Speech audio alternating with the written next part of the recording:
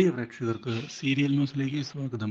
കൂടുതൽ സീരിയൽ ന്യൂസുകൾ അതിവേഗം ലഭിക്കുന്നതിന് ഈ ചാനൽ സബ്സ്ക്രൈബ് ചെയ്യുക. ബെൽ ഐക്കൺ മറക്കാതെ ക്ലിക്ക് ചെയ്യുക. വീഡിയോ ഇഷ്ടമായി എങ്കിൽ ലൈക്ക് ചെയ്യാൻ മറക്കരുത്. നീക്കങ്ങൾ ഇപ്പോൾ ശക്തമാക്കിയിരിക്കുകയാണ് രാഹുലും സോനവും. അതുകൊണ്ട് തന്നെ ഒടുവിൽ കാര്യങ്ങൾ കൈവിട്ട് പോവുകയാണ്. എത്രയും പെട്ടെന്ന് തന്നെ വകവരുത്തുകയാണ് വേണ്ടത്. അവരെ ജീവിക്കാൻ അനുവദിക്കരുത് മുതലായ കാര്യങ്ങളാണ് ഇപ്പോൾ അവർ പ്ലാൻ ചെയ്യുന്നത്. അപകടം ഉണ്ടാക്കാനുള്ള നീക്കങ്ങൾ തുടങ്ങുകയും ചെയ്യുന്നു. പക്ഷേ ഇതിനിടയിൽ ഈഷയ്ക്ക് അസ്വസ്ഥത അനുഭവപ്പെട്ടതിനെ തുടർന്ന് ഹോസ്പിറ്റലിലേക്ക് കൊണ്ടുപോകേണ്ട അവസ്ഥ വന്നിരിക്കുകയാണ്.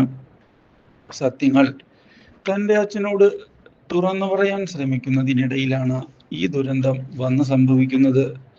ഇതോടെ ഇനി എന്ത് ചെയ്യും എന്ന ചോദ്യമാണ് ബാക്കിയാവുന്നത്. ഒരിക്കലും ഇങ്ങനെയൊക്കെ സംഭവിക്കുമെന്ന് പ്രതീക്ഷിച്ചതല്ല. അതുകൊണ്ട് തന്നെ ഇനി എന്താണ് ചെയ്യേണ്ടത് എന്ന ചോദ്യം മുമ്പിൽ ബാക്കിയാവുകയാണ്.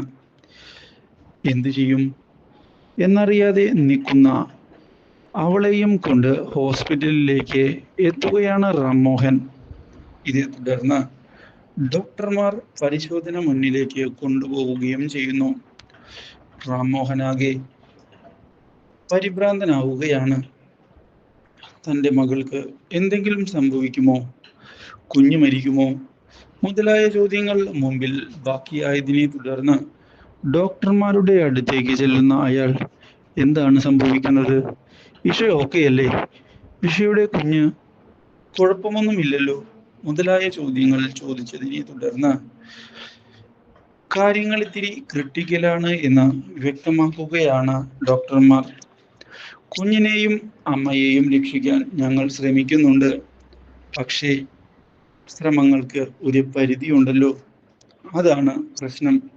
ഇപ്പോൾ നിങ്ങൾ ഇഷയെ കൊണ്ടുവന്നത് വളരെ ലേറ്റ് ആയിട്ടാണ്. അതുകൊണ്ട് തന്നെ കുഞ്ഞിനെ രക്ഷിക്കാൻ പറ്റുമോ എന്ന് അറിയില്ല. ഡോക്ടർമാർ പറഞ്ഞത് കേട്ട് ആകെ പകച്ചു പോവുകയാണ് റാംമോഹൻ. എന്ത് ചെയ്യും എന്നറിയാതെ നിൽക്കുന്ന റാംമോഹൻ ഉടൻ തന്നെ ഫോൺ ചെയ്ത് രാഹുലിനെയും കൂട്ടരെയും കാര്യങ്ങൾ അറിയിക്കുന്നു. ഇതോടെ ഇനി ആയിഷയുടെ ശല്യം ഉണ്ടാവുകയില്ല എന്ന് ഉറപ്പിക്കുകയാണ് ഇപ്പോൾ രാഹുലും സോനം കപൂറും. പക്ഷേ ഇതിനിടയിൽ ആ വഴിത്തിരിവുണ്ടാവുകയാണ്. ഇഷയ്ക്ക് കുഞ്ഞിനെ നഷ്ടപ്പെടുന്നു. ഇതോടെ ആകെ തകർന്നു പോവുകയാണ്. ഈ കാര്യം അറിയുന്ന അഭിഷേക് ഇനി എന്ത് ചെയ്യും എന്ന ചോദ്യം അഭിഷേകിന്റെ മുന്നിൽ ബാക്കിയാവുകയും ചെയ്യുന്നു.